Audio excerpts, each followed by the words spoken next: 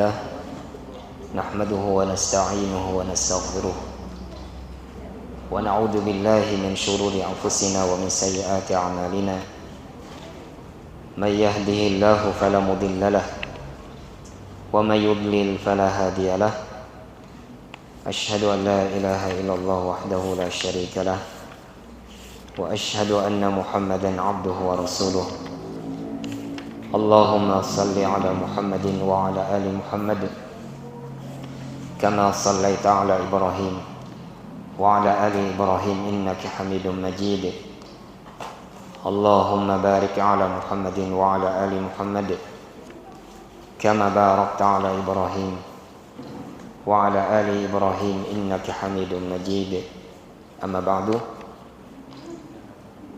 Alhamdulillah, segala puji dan syukur kita hanya kepada Allah Subhanahu wa taala yang memberikan kita banyak kenikmatan sehingga kita bisa menjalankan kewajiban kita mengerjakan salat Isya berjamaah. Semoga Allah Subhanahu wa taala menerima amal ibadah kita, amin ya rabbal alamin. Dan Allah Subhanahu wa taala juga memberikan kita kesehatan, kemampuan untuk berhadir di majelis ilmu. Semoga dengan berkumpulnya kita di sini menambahkan keimanan dan ketakwaan kita kepada Allah, menambahkan ilmu yang bermanfaat untuk kita amalkan bekal perjalanan akhirat kita.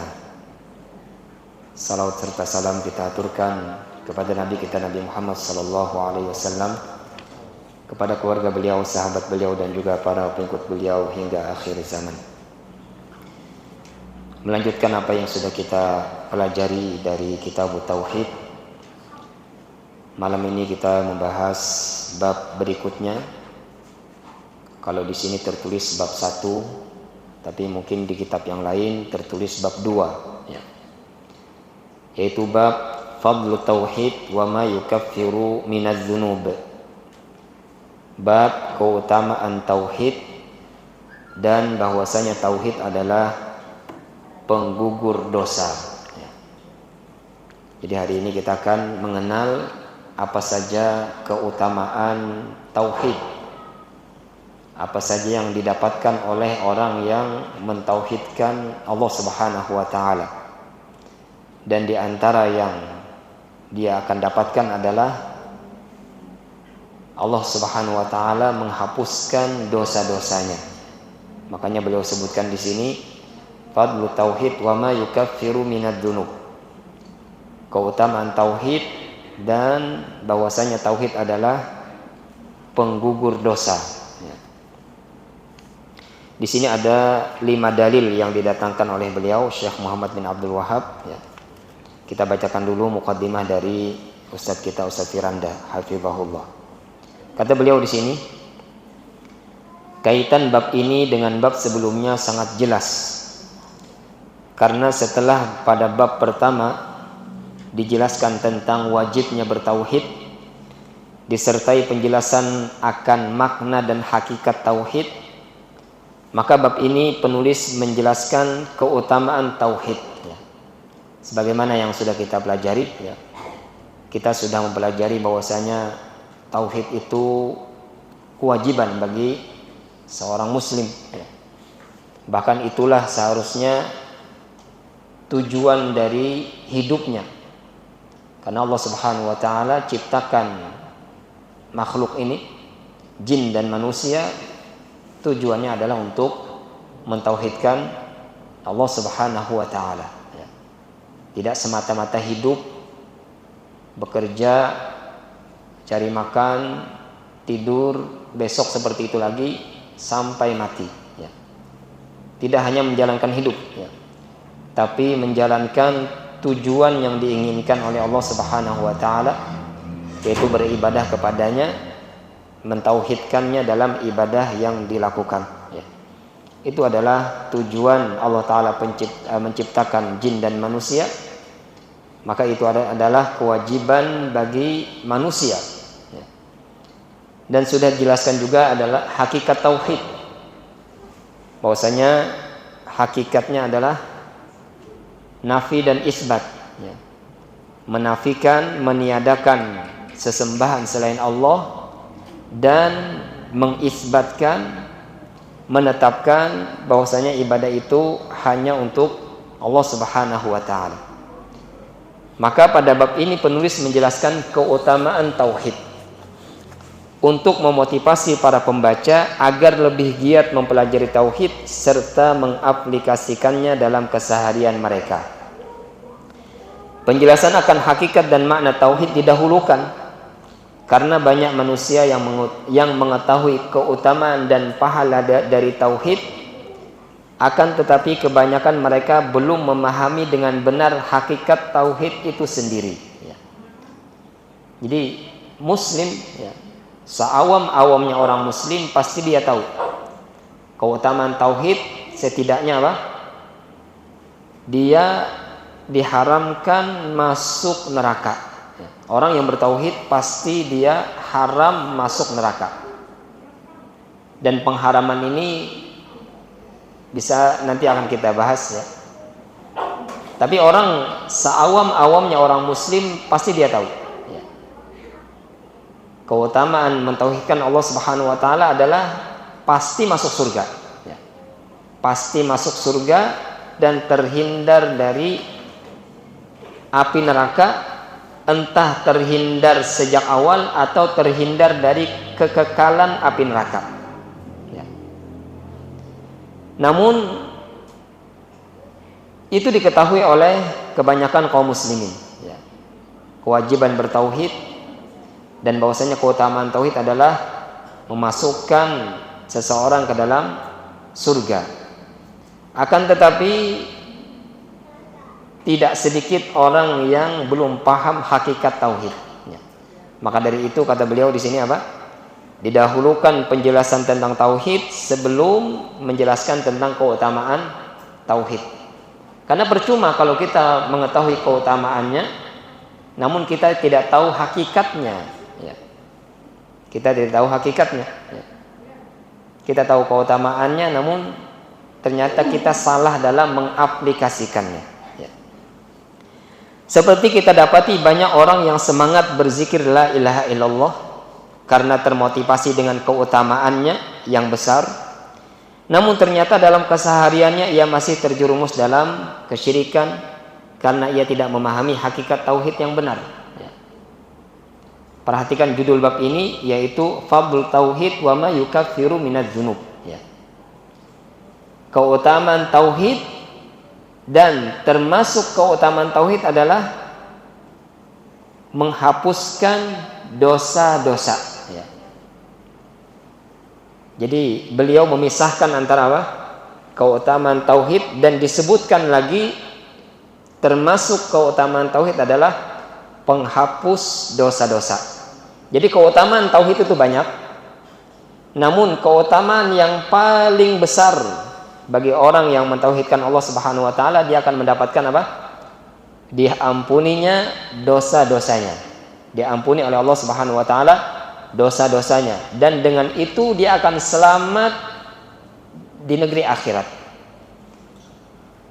Karena ketika seseorang diampuni dosa, pasti dia selamat, ya. Yang menjadikan seseorang tidak selamat apa? Dosanya tidak diampuni oleh Allah Subhanahu wa taala. Kalau seseorang dosanya diampuni oleh Allah, pasti dia selamat, ya. Maka ini judul bab yang menunjukkan bahwasanya penulis faham betul, ya, keutamaan yang besar bagi tauhid itu apa, yaitu diampuninya dosa-dosa bagi orang yang mentauhidkan Allah Subhanahu wa taala, ya. Perhatikan bahwa makna yang maka barang siapa yang menyempurnakan tauhid dengan ketiga aspeknya, ya, siapa yang menyempurnakan tiga aspek tauhid, tauhid rububiyah, tauhid uluhiyah, tauhid asma dan sifat, maka Allah Subhanahu wa taala akan mengampuni seluruh dosa-dosanya. Semakin tinggi kualitas tauhid seseorang, maka semakin besar kemungkinan tergugurkannya dosa-dosanya, ya.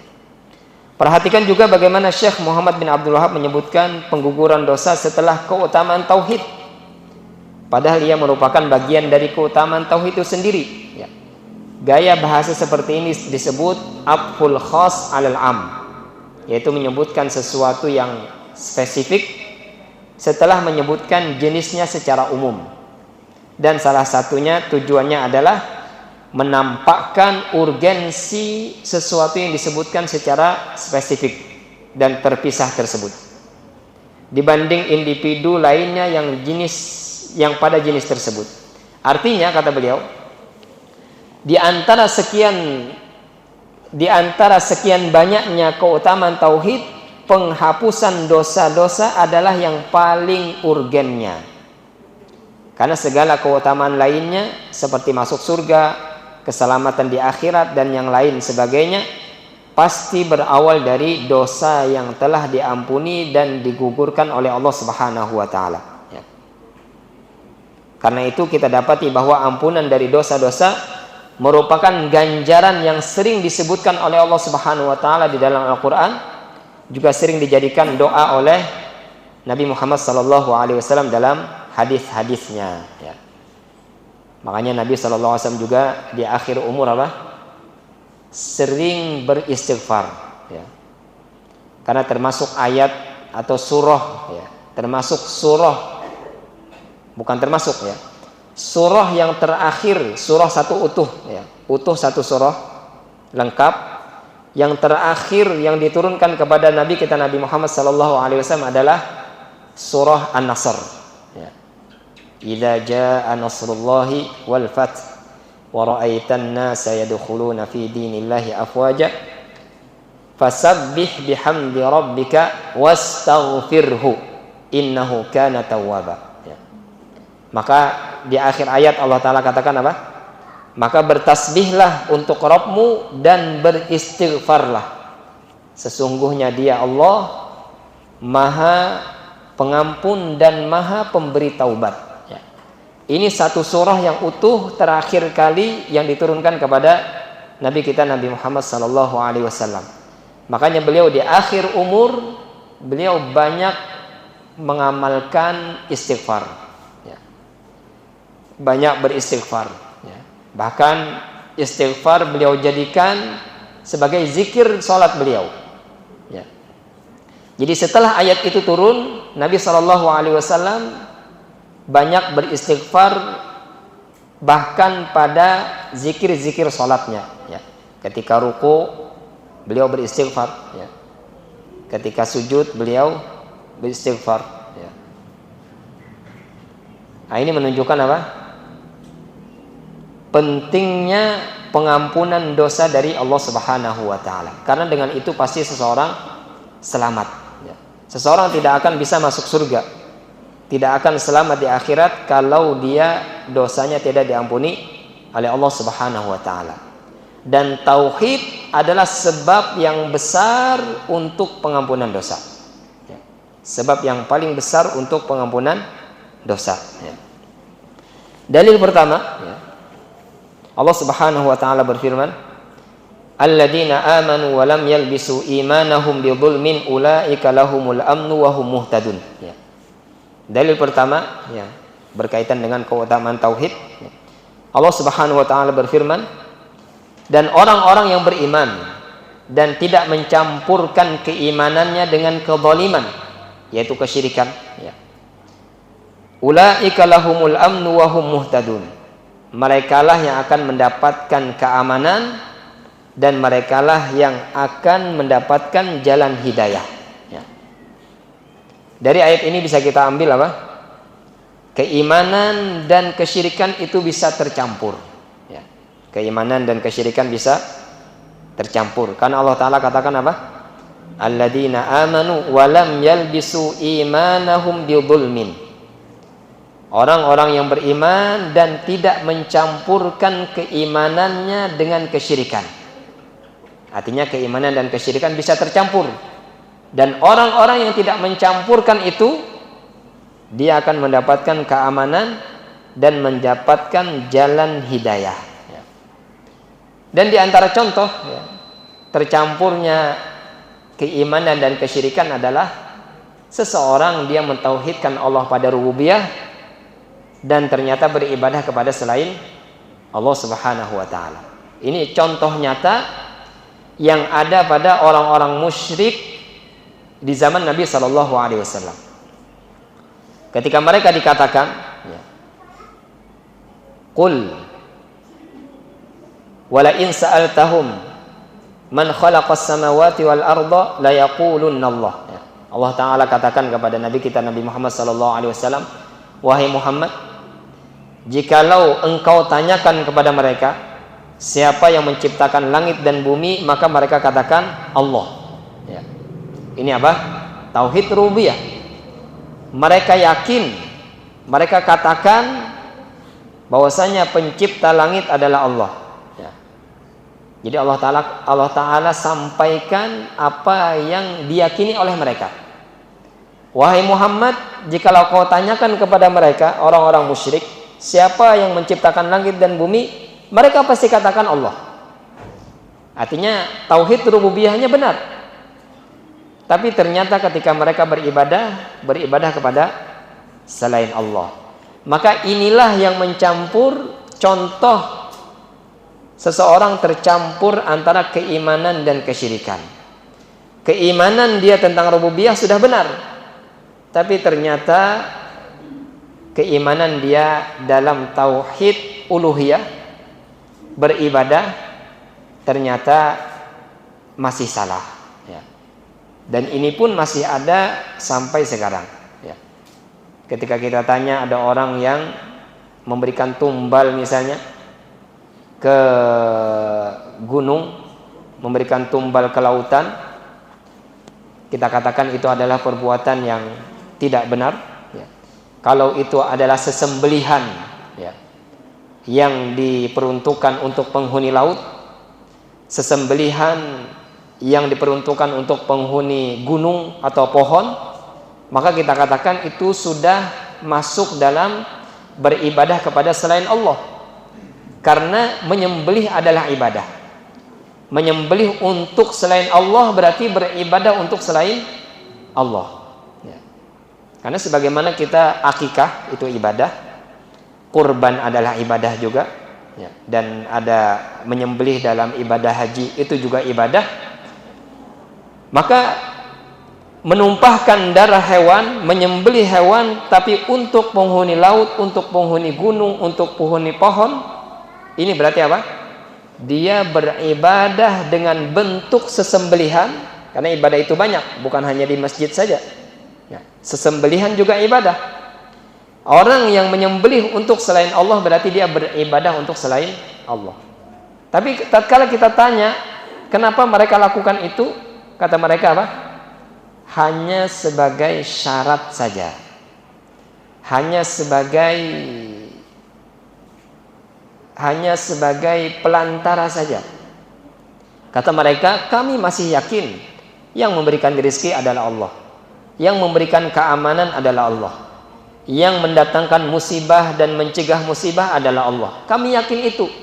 Mereka kira tauhid hanya sebatas itu, ya. Salah, ya. Kalau membatasi tauhid hanya sebatas rububiyah saja, maka keliru, ya. Iya, kita benar yakin itu. Tidak boleh kita katakan ada selain Allah yang bisa mendatangkan dan mencegah kemudaratan. Tidak ada selain Allah. Tidak, kita akan katakan apa? Allah lah yang memberikan rezeki. Hanya Allah lah yang mematikan dan menghidupkan. Kita harus yakin itu. Tapi di sisi lain kita juga harus beribadah hanya kepada Allah Subhanahu wa taala. Keyakinan itu pada hal yang rububiyah itu sudah benar, namun dalam praktek ibadah juga harus benar. Harus dipahami, ya. Harus dibenarkan, ya. Dibujuri, ya. Jangan sampai salah dalam ibadah masih betul dalam keyakinan pada keyakinan saja, ya. Jadi dua-duanya harus benar, ya. Keyakinan terhadap rububiyah Allah itu benar, dan ibadah juga harus benar untuk Allah Subhanahu wa taala. Jadi ayat ini menunjukkan bahwasanya keimanan dan kesyirikan itu bisa tercampur, ya. Dan di sini juga ya, termasuk keutamaan tauhid apa? Ulaika lahumul amnu. Mereka lah yang akan mendapatkan keamanan. Dan keamanan di sini antara dua. Ya. Keamanan sama sekali dia tidak akan dimasukkan ke dalam api neraka dari awal. Ya. Jadi dosanya diampuni dan dia langsung dimasukkan ke dalam surga, mendapatkan keamanan yang mutlak di hari kiamat, tidak mendapatkan kecelakaan sedikit pun. Ini keamanan yang mutlak. Ini didapatkan oleh orang-orang yang bertauhid. Dan minimal orang yang bertauhid apa? Dia akan mendapatkan mutlaqul aman. Ya. Artinya aman dari kekekalan api neraka. Kalaupun dia banyak salah, banyak maksiatnya, banyak dosanya, tapi karena dia bertauhid, dia pasti akan dikeluarkan dari api neraka. Ya. Karena dia bertauhid, maka dia pasti akan dikeluarkan dari api neraka dan pasti ujungnya adalah masuk surga. Berbeda kalau orang kehilangan tauhidnya, ya, maka mustahil dia akan keluar dari api neraka dan mustahil dia akan dimasukkan ke dalam surga. Maka disinilah pentingnya tauhid, ya, menyelamatkan manusia setidaknya dari kekekalan api neraka. Ya. Setidaknya tauhid itu menyelamatkan manusia dari kekekalan api neraka. Dan kalau dia mengamalkan tauhid dengan sempurna, maka dia juga akan mendapatkan keamanan yang sempurna. Ya. Tidak dimasukkan ke dalam api neraka sejak awal. Ya. Sejak awal dia langsung dimasukkan ke dalam surga. Ya.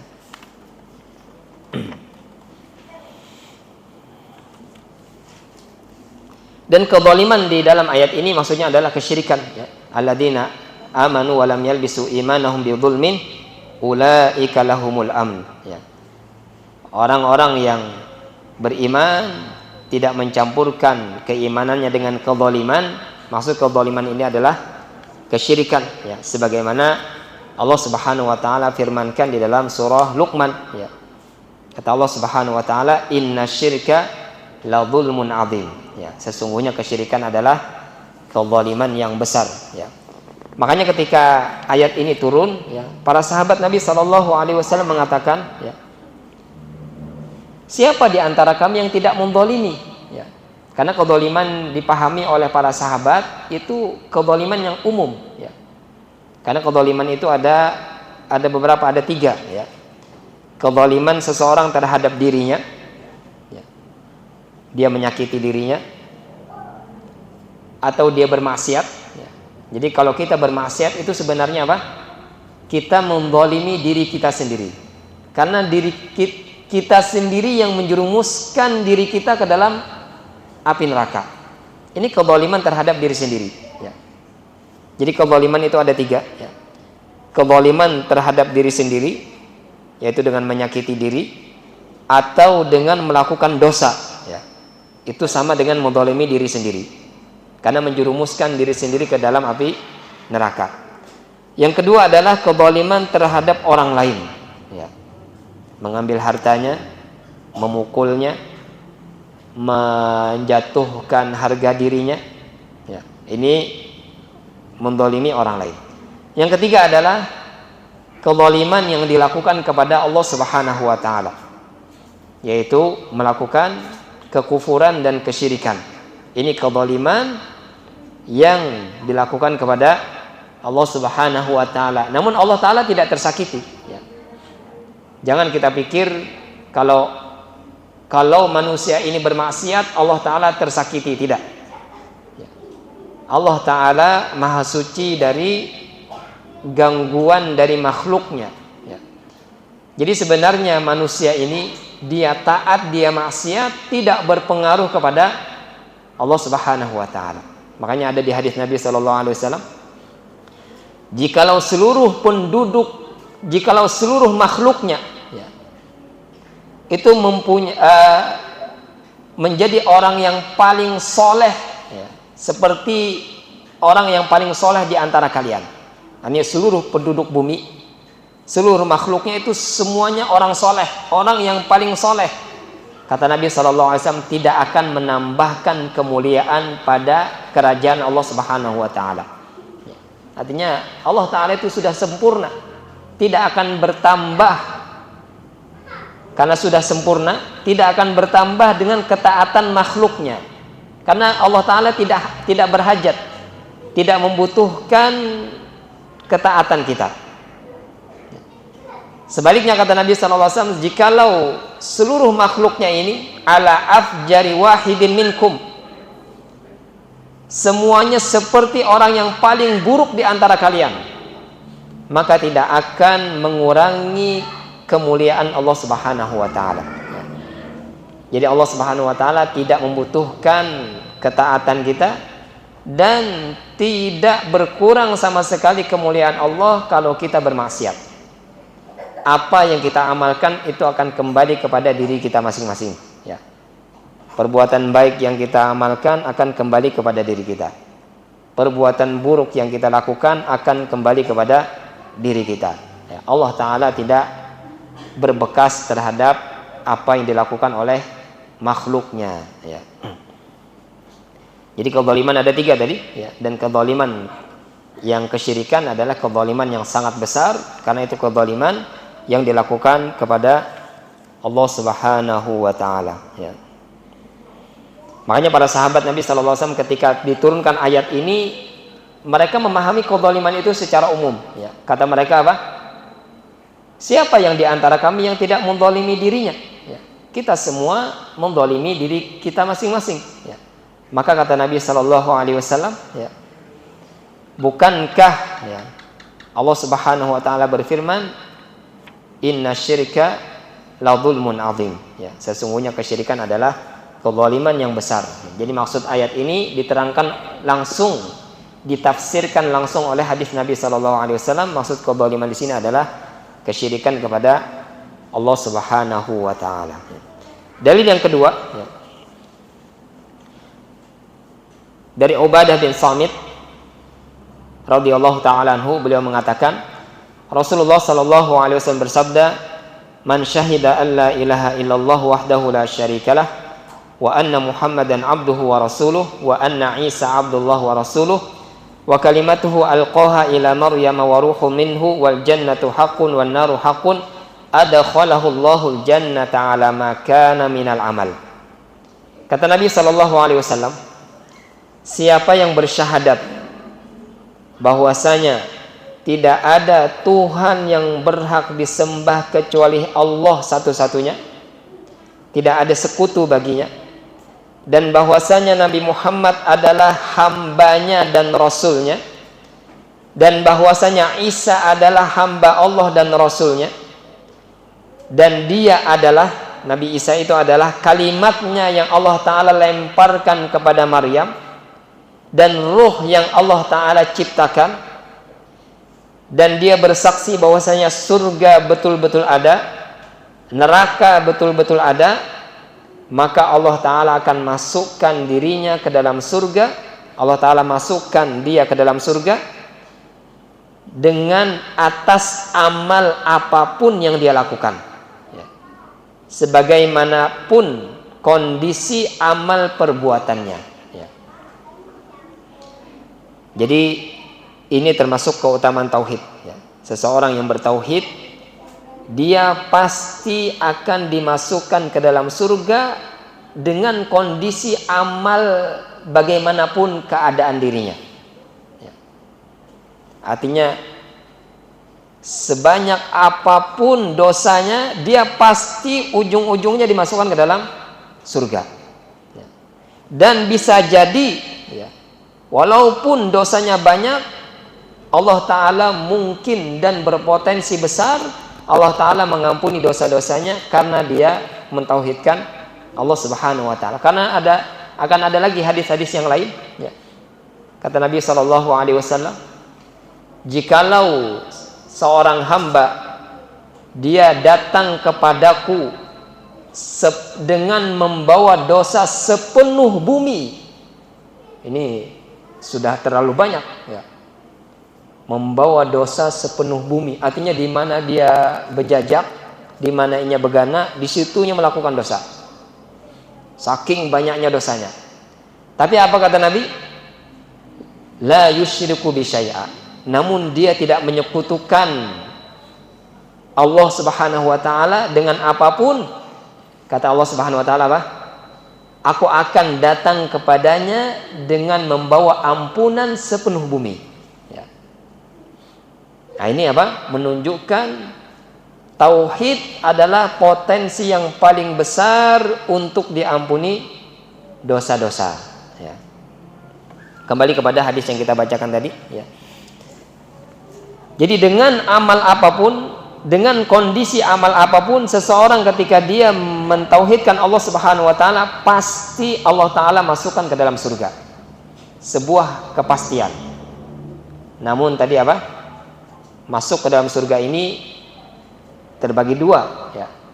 Bisa dia masuk surga langsung atau masuk surga setelah amal-amalnya dipertanggungjawabkan, dosa-dosanya dihapus, dibersihkan di dalam api neraka, ya. Namun pasti dia masuk surga, ya. Pasti dia masuk surga karena mentauhidkan Allah Subhanahu wa taala, ya. Dan dalam hadis ini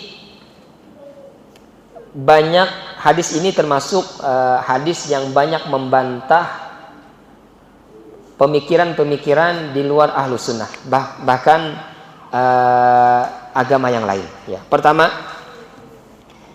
tentang tauhid tentunya, ya. Dan ini membantah apa? Orang-orang yang melakukan kesyirikan kepada Allah Subhanahu wa taala. Ya. Jadi man syahida alla ilaha illallah wahdahu la syarikalah, ini tentang tauhid. Artinya ini bantahan terhadap orang-orang melakukan kesyirikan kepada Allah Subhanahu wa taala yang beribadah kepada selainnya. Yang kedua adalah ini bantahan kepada orang-orang sufi, ya.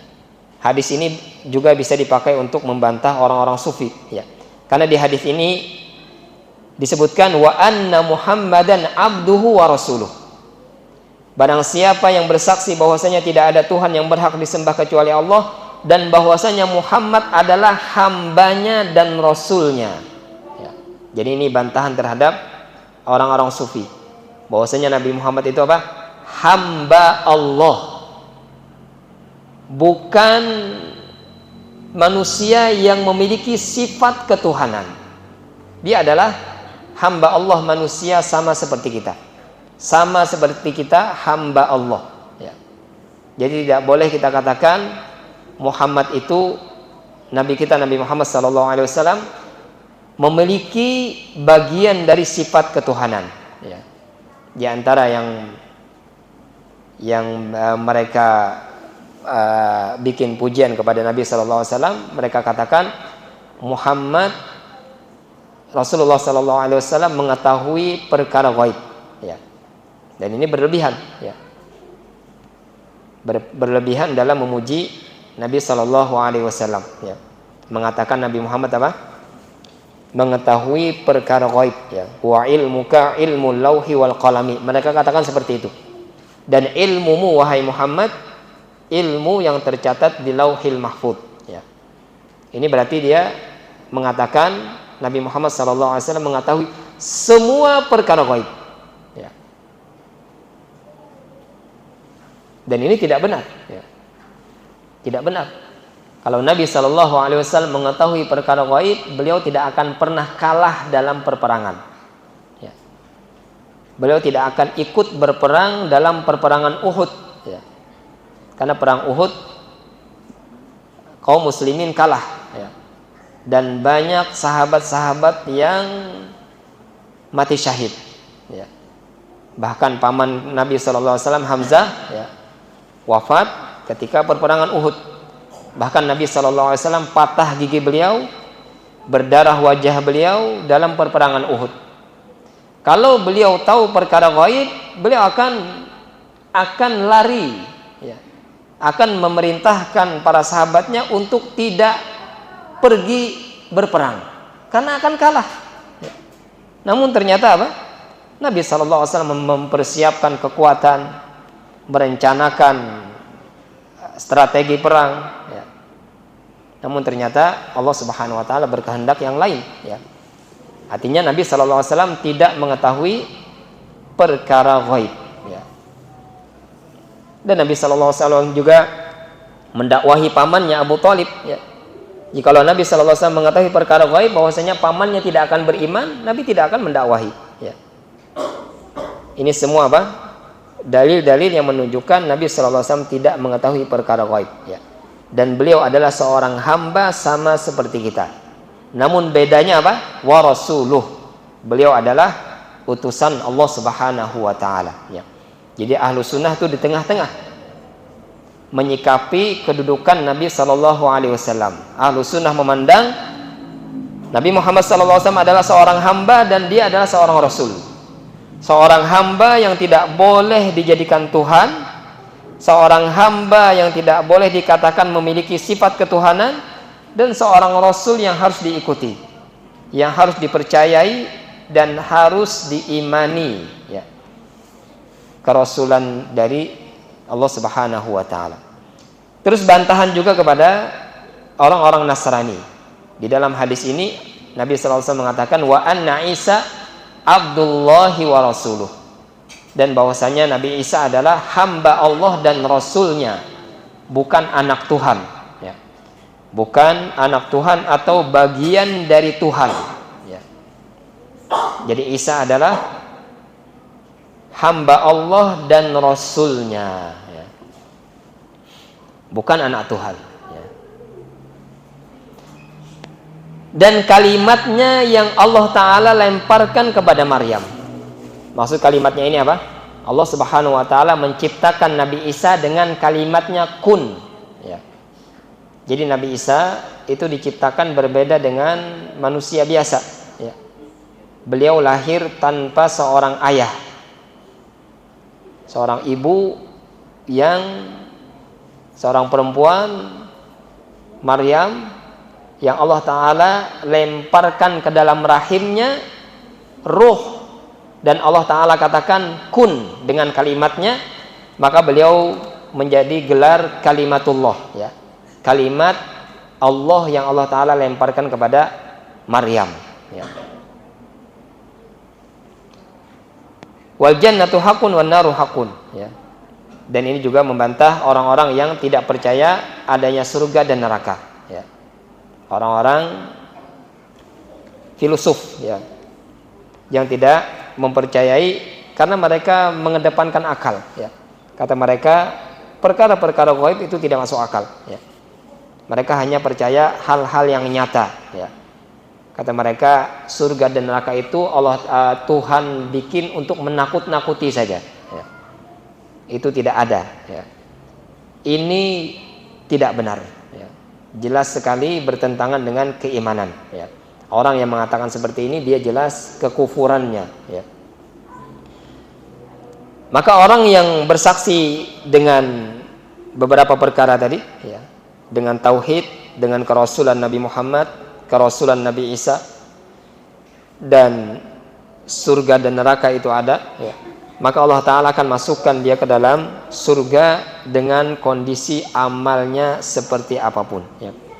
Dalil ketiga, ya, Imam Bukhari dan Imam Muslim meriwayatkan hadis dari Itban bahwasanya Rasulullah Sallallahu Alaihi Wasallam bersabda, fa innallaha harrama 'alan nar man qala la ilaha illallah yabtaghi bidzalika wajhallah.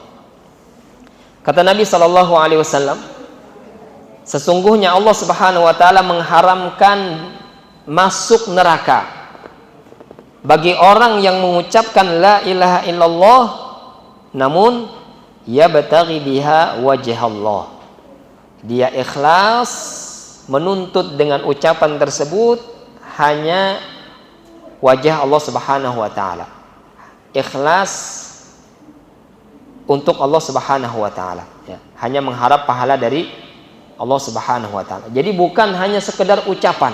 Ya. Di hadis ini apa? Menunjukkan adanya syarat dalam kalimat la ilaha illallah. Ya. Kata Nabi apa? Fa innallaha harrama 'ala nar man qala la ilaha illallah. Bukan sampai situ saja.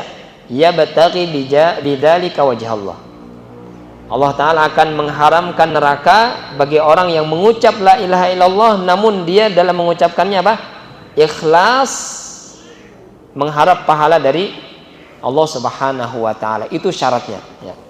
Syarat la ilaha illallah itu bermanfaat kalau dia ikhlas dalam mengucapkan kalimat la ilaha illallah ya.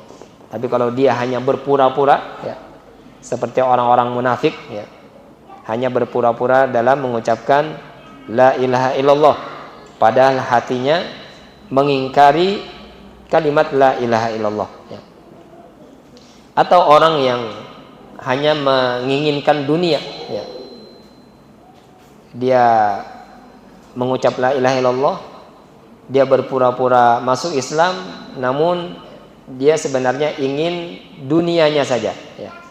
Karena ada memang kejadian ya di Banjarmasin beberapa kali ya. Orang dia datang ke masjid dan pura-pura masuk Islam ya. Beberapa kali kejadian di Banjarmasin, di Martapura juga pernah kejadian di masjid kita ya. Jadi dia pura-pura dia bukan muslim benar ya. KTP-nya dilihat bukan muslim, tapi dia masuk masjid dan pura-pura masuk Islam. Karena dengan itu dia banyak dapat uang ya. Orang-orang kasih sarung, kasih baju, kasih uang kepada dia ya. Karena dianggap apa? Mu'allaf ya. Namun ternyata datang kabar di masjid-masjid lain juga seperti itu ternyata. Masuk Islam juga. Ini masuk Islam berapa kali? Oh, ternyata ketahuan ya. Dia cuman pura-pura masuk Islam saja ya. Ternyata di masjid-masjid lain juga seperti itu ya. Orang itu sama orangnya itu juga. Dia masuk Islam juga ya. Ternyata dia ingin uangnya saja ya. Ingin ngambil zakat dari masjid ya. Karena memang mu'alaf boleh dikasih harta zakat ya. Nah, dia paham fikih berarti. Dia tahu ya, orang Islam akan kasih zakat kepada mu'alaf, makanya dia pura-pura masuk Islam ya. Nah, hati-hati kalau ada yang seperti itu di sini ya. Cari tahu dulu ya, betul nggak dia betul-betul mau masuk Islam. Kalau bisa tanya alamatnya di mana rumahnya ya. Nanti dipantau ya. Dan jangan dikasih zakat duluan, dipantau dulu ya. Pantau dulu di mana rumahnya, tanya tetangganya. Kalau betul-betul dia memang mau masuk Islam, baru kasih apa? Kasih harta zakat ya. Tapi kalau ternyata berpura-pura ya, ngabisin uang masjid aja ya. Dalil keempat ya. Ini dalil yang ketiga tadi ya, menunjukkan apa? Kalimat la ilaha illallah tidak akan bermanfaat kalau tidak ikhlas ya. Kalau tidak ikhlas ya. Dan sebenarnya ada 7 ya syarat la ilaha illallah itu bermanfaat ya. Wahab bin Munabbih pernah ditanya ya,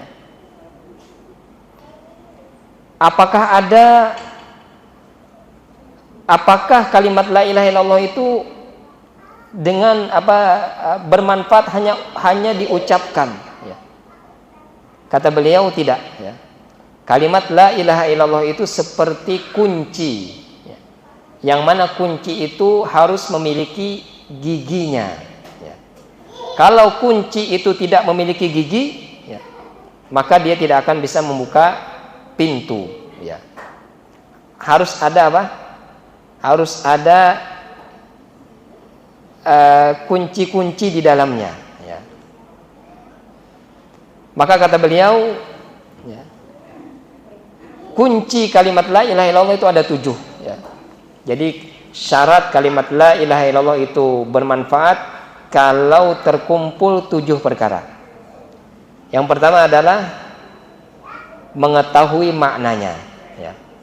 Jadi ketika seseorang mengucapkan la ilaha illallah, dia tahu maknanya apa. Maknanya yang benar adalah tidak ada Tuhan yang berhak disembah kecuali Allah ya. Bukan tidak ada Tuhan yang menciptakan kecuali Allah, tidak. Tapi tidak ada Tuhan yang berhak disembah kecuali Allah. Itu makna yang benar dari kalimat la ilaha illallah. Yang kedua, syarat yang kedua, kalimat la ilaha illallah itu bermanfaat. Dia yakin dengan kalimat tersebut. Tidak ragu-ragu. Ya. Betul-betul yakin tidak ada yang berhak disembah kecuali Allah. Ya. Yang ketiga adalah dia menerima konsekuensinya. Ya. Menerima konsekuensi dari kalimat la ilaha illallah. Ya. Konsekuensinya apa? Dia harus mengharamkan yang Allah Ta'ala haramkan, menghalalkan yang Allah Ta'ala halalkan, dan mengakui kewajiban-kewajiban tertuju kepadanya. Ya. Dia mengakui dia harus sholat 5 kali dalam sehari minimal, dan dia mengakui bahwasanya kalau yang haram itu tidak boleh dia halalkan, yang halal tidak boleh dia haramkan. Ya. Dia terima itu konsekuensi dari kalimat la ilaha illallah. Yang ketiga, dia jujur. Ya. Jujur dengan kalimat la ilaha illallah. Ya. Artinya dia tidak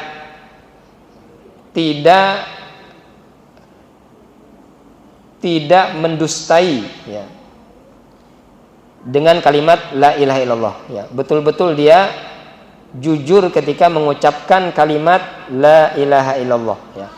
Tidak untuk menipu, tidak untuk mengelabui. Ya. Jujur betul-betul ingin masuk Islam. Ya. Betul-betul mentauhidkan Allah Subhanahu wa taala. Yang kelima adalah ikhlas. Ya. Dia betul-betul mengharap dengan itu pahala dari Allah Subhanahu wa taala, mengharap surga dari Allah Subhanahu wa taala, bukan mengharap yang lain. Ya.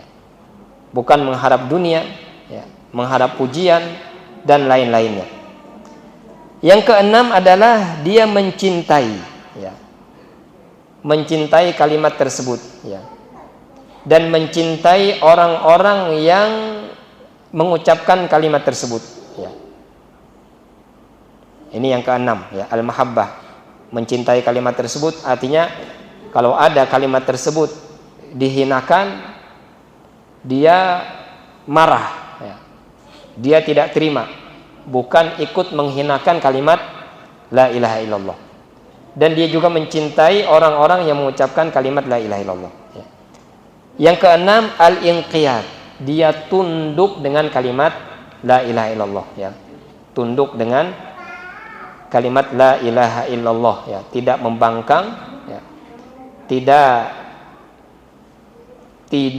membangkang atas konsekuensi dari kalimat la ilaha illallah. Ya. Dia tunduk atas aturan yang sudah menjadi konsekuensi dari kalimat la ilaha illallah. Dia beribadah hanya kepada Allah Subhanahu wa taala dan dia tunduk dengan aturan tersebut. Ya.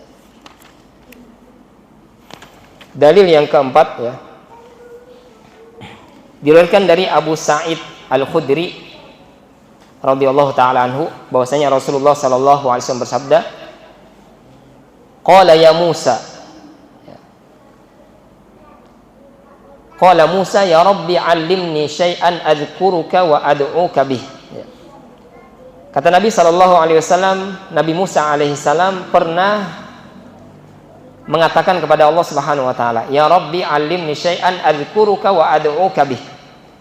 Wahai Allah, ajari aku sebuah kalimat yang aku mengingatmu dan berdoa dengannya kepadamu. Maka Allah Ta'ala katakan, qul ya Musa la ilaha illallah. Wahai Musa, ucapkanlah la ilaha illallah. Maka Nabi Musa alaihissalam mengatakan, ya Rabbi kullu ibadika yaquluna hadza. Wahai Rabbku, seluruh hambamu mengucapkan ini. Seakan-akan Musa meremehkan kalimat la ilaha illallah. Lalu apa kata Allah Subhanahu wa taala? Qala ya Musa law anna samawati sab'i wa amirahunna ghairi wal ardina sab'a fi kiffatin wa la ilaha illallah fi kiffatin malat bihinna la ilaha illallah. Wahai Musa, jikalau langit, seluruh lapisan langit, ya, 7 lapis langit beserta penghuninya para malaikat, dan bumi, 7 lapis bumi itu ditimbang pada satu timbangan, satu piring, dan kalimat la ilaha illallah di piringan yang satunya. Maka kata Allah Subhanahu wa ta'ala, malat bihinna la ilaha illallah, maka akan lebih berat kalimat la ilaha illallah, ya. Jadi kalimat la ilaha illallah lebih berat daripada 7 lapis langit dan 7 lapis bumi dan beserta penghuninya, ya. Kalimat la ilaha illallah, ya. Bahkan di hadis Nabi SAW, ya, ada seseorang yang dia memiliki banyak kesalahan, ya. Di hadis Nabi SAW, ya, di sini disebutkan, ya, pada hari kiamat kelak salah seorang hamba dari umatku, kata Nabi SAW, dipanggil dengan suara yang keras di tengah kerumunan manusia. Lalu dibukakan untuknya 99 catatan, yang setiap catatan tersebut panjangnya sejauh mata memandang. Jadi ada 99 catatan orang ini diumumkan di depan seluruh manusia. Dan catatan ini catatan keburukan, 99 catatan. Dan satu catatannya itu sejauh mata memandang.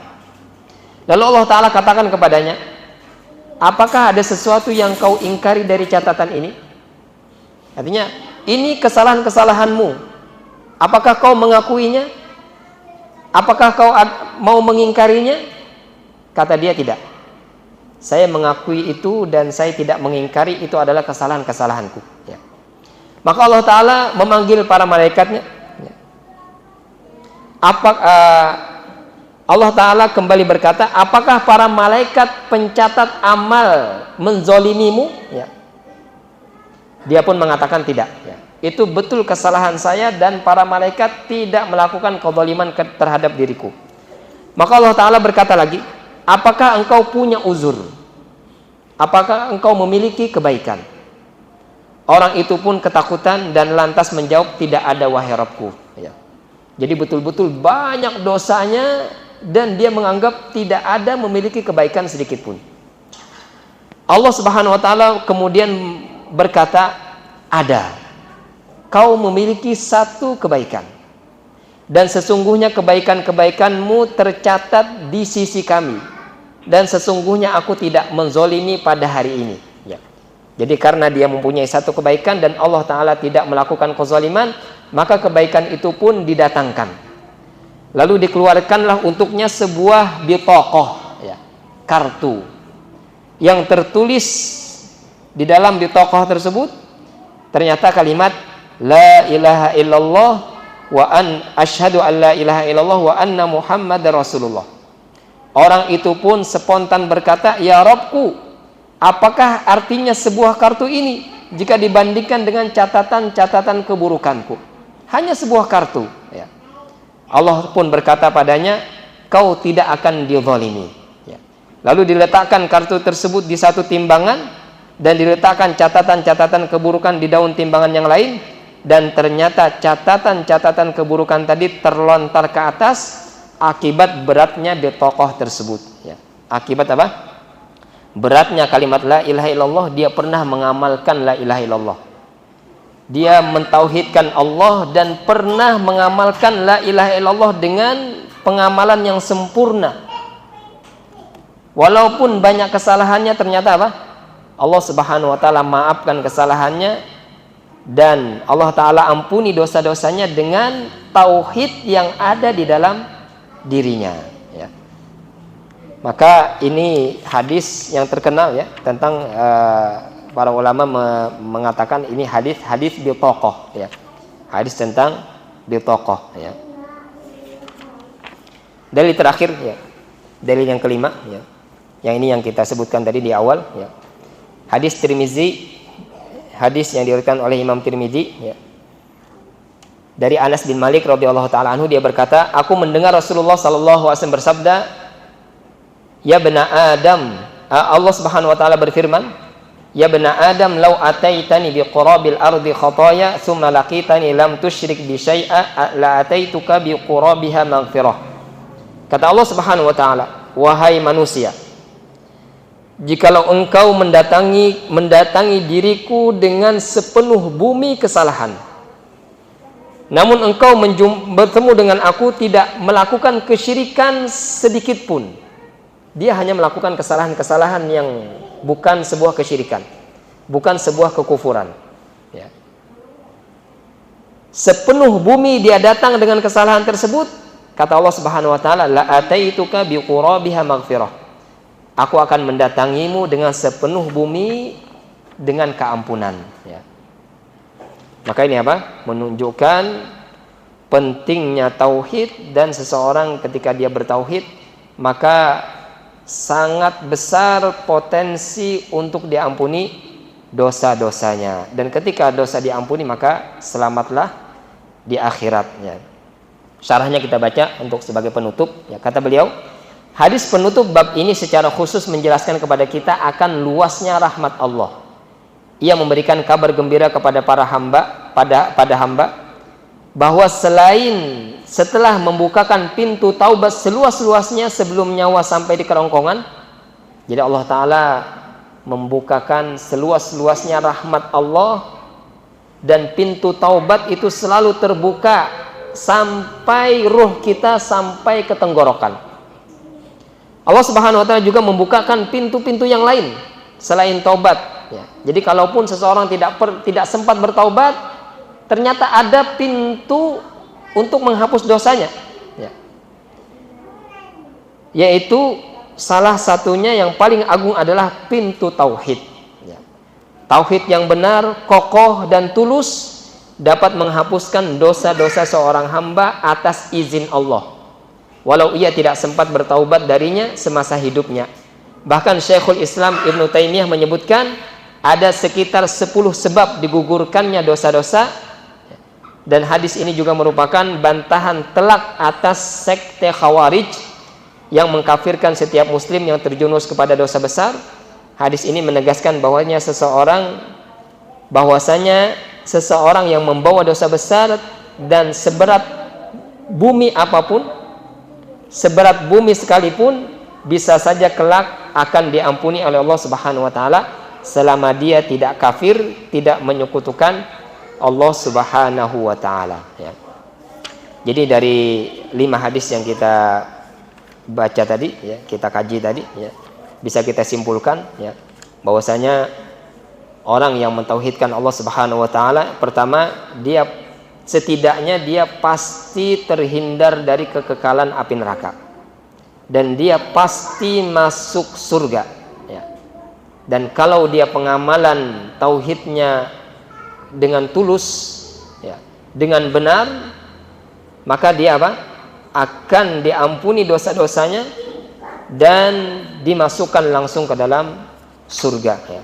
Dan semoga Allah Subhanahu wa taala, ya, memasukkan kita dari golongan orang-orang yang masuk surga tanpa hisab dan tanpa adab, dan langsung dimasukkan ke dalam surga, ya. Dan semoga Allah Subhanahu wa taala mengampuni dosa-dosa kita, ya. Dan semoga Allah Subhanahu wa taala memudahkan kita untuk mengamalkan tauhid yang ada di dalam diri kita, dan semoga Allah Subhanahu wa taala menjaga keimanan kita, ya. Dan semoga Allah Subhanahu wa taala selalu memberikan kita keistiqomahan dalam ketaatan, keistiqomahan dalam menjauhi segala kemaksiatan, ya. Dan insya Allah kita akan membahas lagi nanti pertemuan berikutnya bab yang kedua, bab yaitu kemurnian tauhid adalah tiket masuk surga tanpa hisab, ya. Dan ini pengamalan tauhid yang lebih tinggi, ya. Bab yang berikutnya ini apa? Pengamalan tauhid yang lebih tinggi lagi, ya. Yang ini yang kita bahas hari ini adalah seseorang dia hanya terhindar dari api neraka, ya. Ada lagi ketika seseorang mengamalkan tauhid yang tinggi, ya, dia maka dia masuk surga tanpa hisab dan tanpa adab, dan tentunya juga sesuai dengan tingkatan pengamalan tauhidnya ya. Semoga nanti kita diberikan kesehatan dan kekuatan ya, bisa selalu mengkaji ilmu agama ya. Dan semoga Allah Subhanahu wa taala memberikan keikhlasan pada diri kita ya, dalam mengkaji ilmu agama dan menyampaikannya. Salah khilaf mohon maaf ya. Subhanakallahumma bihamdika asyhadu an la ilaha illa anta astaghfiruka wa atubu ilaik. Assalamualaikum warahmatullahi wabarakatuh.